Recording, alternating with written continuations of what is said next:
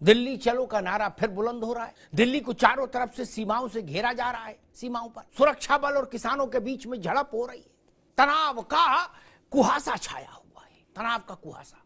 लेकिन मैं एक बात नहीं समझ पा रहा, पिछली बार किसान आंदोलन हुआ था, करीब 13 महीने चला।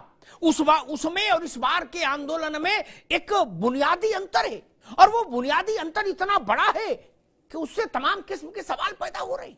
मैं कहता हूं, एक क्षण को मान लें कि किसानों को ये सरकार पसंद नहीं केंद्र की, तो काहे को दिल्ली आना? दिल्ली आपके पोलिंग बूथ पे जाएगी 60 दिन के भीतर। बटन दबाइए और अपने मन की सरकार चुन लीजिए, क्या दिक्कत है? बटन दबाइए और भारत में अपने मन की सरकार चुन लीजिए। आपको मन की बात नहीं करनी, मन की सरकार चुन लीजिए। ये संघर्ष की जरूरत क्या? इस संघर्ष के पीछे वो कौन राजनीतिक लोग ताकतें हैं जो इस वक्त नारे लगवा रही हैं, तनाव पैदा करवा रही हैं?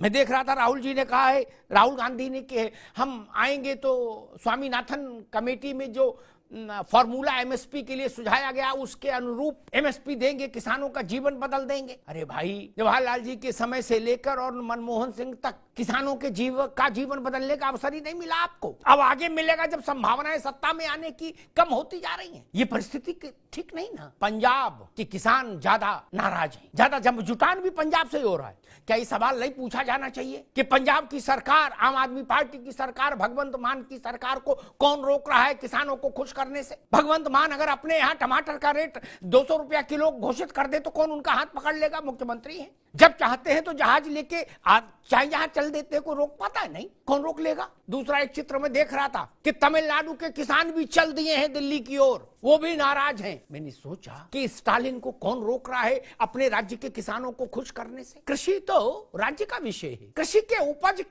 का दाम क्या हो ये राज्य सरकार तय करने के लिए स्वतंत्र है, स्वायत्त है। कोई उसको रोक नहीं सकता, कोई उसका हाथ नहीं पकड़ सकता। फिर क्या समस्या है? यहां तो कर देते कम से कम। और सबसे बड़ा तर्क और सबसे बड़ी बात जो मुझे ये सोचने के लिए विवश करती है कि राजधानी को इस तरह बंधक नहीं बनाया जाना चाहिए। राजधानी के चारों ओर इंटरनेट बाधित होने का मतलब देश बाधित हो जाता है। हरियाणा में एक जगह कारोबारी लोग धरने पर बैठे, उनकी मांग है कि इस बार पहली जैसा जमावड़ा न किया जाए, उनको रोजगार में दिक्कत आती है। उनके यहां जो मजदूर काम कर रहा है उसका चूल्हा नहीं जलता, ये समस्या भी है। किसान वर्सेस कारोबारी हो वो भी दुखद, किसान वर्सेस ठेली वाला हो वो भी दुखद, किसान वर्सेस पुलिस हो वो भी दुखद। और अब टकराव की जरूरत क्या? अब तो वोट आपके पास है, वोट से बड़ी ताकत कोई और है क्या लोकतंत्र में? और अगर नहीं तो उस ताकत के इस्तेमाल का समय आ गया तो नारा लगाने क्यों निकले? ये लाख टक्के का सवाल है।